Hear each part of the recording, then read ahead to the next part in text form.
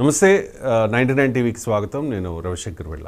ఏపీలో ప్రధాన ప్రతిపక్ష హోదా కూడా లేని ప్రతిపక్ష నేత మాజీ సీఎం వైసీపీ అధినేత జగన్ పెడుతోన్న డిమాండ్లను చూసి తల పండిన రాజకీయ నాయకులే తలలు పట్టుకుంటూ ఉన్నారు. ప్రతిపక్ష నేత హోదాకు కావాల్సిన ఎమ్మెల్యేల సంఖ్య లేకపోయినా తనకు ఆ హోదా ఇస్తే తప్ప అసెంబ్లీకి రానని భీష్మించి కూర్చున్నారు జగన్.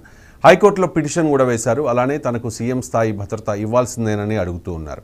కూటమి నేతల నుంచి తనకు ప్రాణహాని ఉందని, కాబట్టి వెంటనే తనకు సీఎం స్థాయి భద్రత ఇవ్వాలని హైకోర్టులో పిటిషన్ కూడా వేశారు. ఎన్నికల అనంతర ఘర్షణల్లో దాడులకు గురైన తమ కార్యకర్తలను పరామర్శించే క్రమంలో రాష్ట్రంలో రాష్ట్రపతి పాలన పెట్టాలని కూడా డిమాండ్ పెట్టేశారు.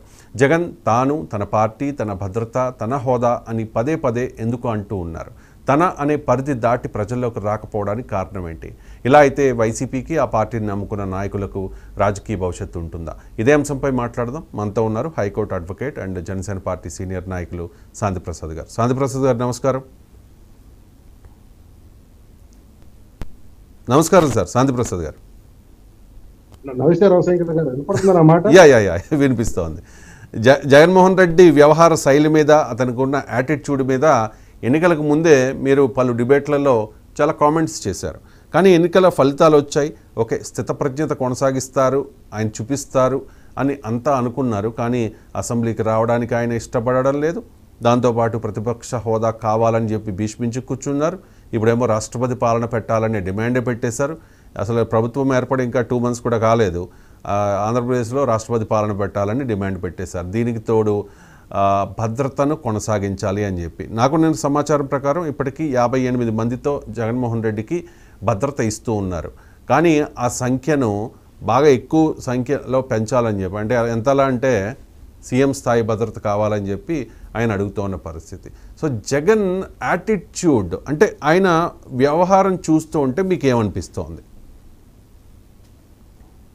రవిశంకర్ గారు, మీకు ప్రేక్షకులకు నమస్కారం. నమస్కారం. నమస్కారం.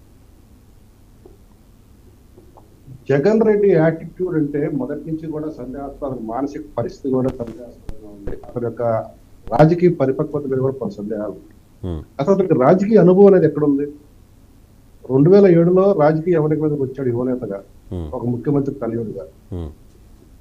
ఎంపీ కావాలనుకున్నాడు, కానీ వాళ్ళ బాబాయిని హింసించిన దాని మీద సోనియా గాంధీ ఇచ్చిన గట్టి వార్నింగ్ మీద వాళ్ళ తండ్రికి కూడాను కాలేకపోయాడు. 2009లో కడప నుంచి పోటీ చేసి తన తండ్రి మరణించే వరకు ఎంపీగా ఉన్నాడు. తర్వాత ఎంపీ పదవి కూడా రాజీనామా చేశాడు.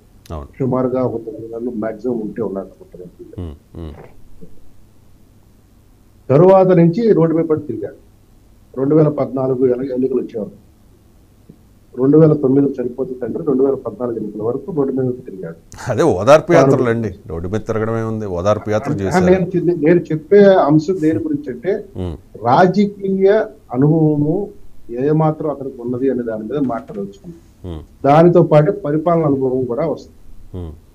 తర్వాత 14లో అతనికి జనాలు అంగీకరించలేదు, ప్రతిపక్ష నేత హోదా ఇచ్చారు. కానీ 2 సంవత్సరాలే మాత్రమే అసెంబ్లీకి వచ్చి అక్కడి నుంచి మళ్ళీ 3 సంవత్సరాలు అసెంబ్లీకి డుమ్మా కొట్టాడు. ప్రతిపక్ష నేతగా కూడా ఫెయిల్ అయ్యాడు.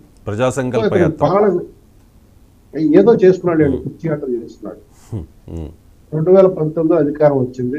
తిరుగుడు మీద ఒక్క అవకాశం ఉంటే, పరిపాలన అనుభవం లేని ఈ వ్యక్తి రావటం వల్ల ఈ 5 సంవత్సరాలు 24 వరకు గడిచిన 5 సంవత్సరాలు 19 నుంచి పరిపాలన లేమని స్పష్టంగా కాబట్టి, తన దృష్టిలో పరిపాలన అంటే సంక్షేమం మాత్రమే, సంక్షేమం అంటే బటన్ ఒకటి మాత్రమే, అది అప్పులు తెచ్చినా సరే జనాల డబ్బులు పప్పు బెల్లాలా పంచడం మాత్రమే అనే ఒక ఆలోచనలో అతను మునిగిపోవటం. పాలన అంటే సంక్షేమమే కాదు, అభివృద్ధి కూడా ఉంటుంది. రాష్ట్ర ప్రజలకు సంబంధించిన అంశాలు పలు ఉంటాయి, యువతకు సంబంధించిన అంశాలు ఉంటాయి, మహిళలకు సంబంధించిన అంశాలు ఉంటాయి, వృద్ధులకు సంబంధించినవి ఉంటాయి. కానీ అతను ఏమనుకున్నాడంటే ఇవన్నీ కూడా కేవలం డబ్బులు పంచితే సరిపోద్ది అనుకున్నాడు. అంతకు మించి వేరే ఉంటుందన్న సంగతి అతను ఊహించలేకపోయాడు. అది అతని పరిపాలన అనుభవం. వ్యవస్థల మీద కూడా అతనికి అనుభవం లేదు, అవగాహన లేదు. అందుకనే అన్ని వ్యవస్థలను అవ్యవస్థలు చేశాడు. మీరు ఏ వ్యవస్థను తీసుకుని ఆ వ్యవస్థను నాశనం చేసి కూర్చోబెట్టాడు. ఇప్పుడు దాని గురించి చర్చించాలంటే గంట రైట్. ఎన్నికలకు ముందు చాలా సందర్భాలు మాట్లాడుకున్నాం.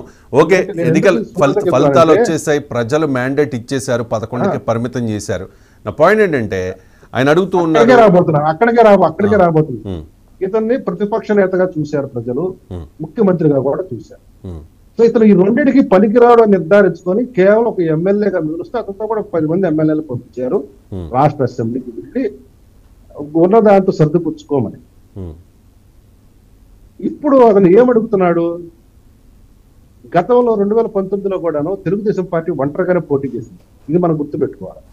40% ఓట్లు వచ్చింది, 40% పైనే వచ్చిన ఓట్లు.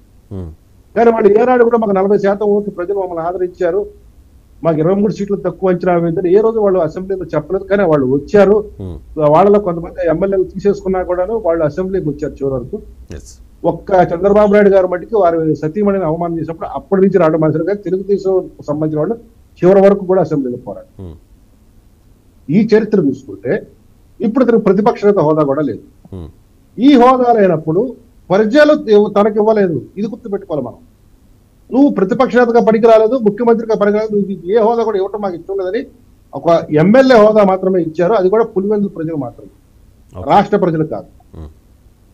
సో ఇప్పుడు ఇతను తనకు దగ్గర గౌరవానికి తగ్గట్లుగా ప్రవర్తించడం నేర్చుకోవాలి, ఆ పాత్రలో జీవించడం నేర్చుకోవాలి. కానీ ఇతను మానసిక పరిస్థితి, అపరిపక్వ పాలన, రెండోది ఈ యొక్క చట్టాల పట్ల కానీ రాజ్యాంగ పట్ల కానీ అవగాహన లేమి, అహంభావం పూర్తిగా ఎగదని ఉండటం, ఈ కారణాల రీత్యా నాకు ప్రతిపక్ష నేత హోదా ఇస్తేనే నేను అసెంబ్లీకి వస్తానన్నట్టుగా భీష్మించుకొని కూర్చున్నాడు.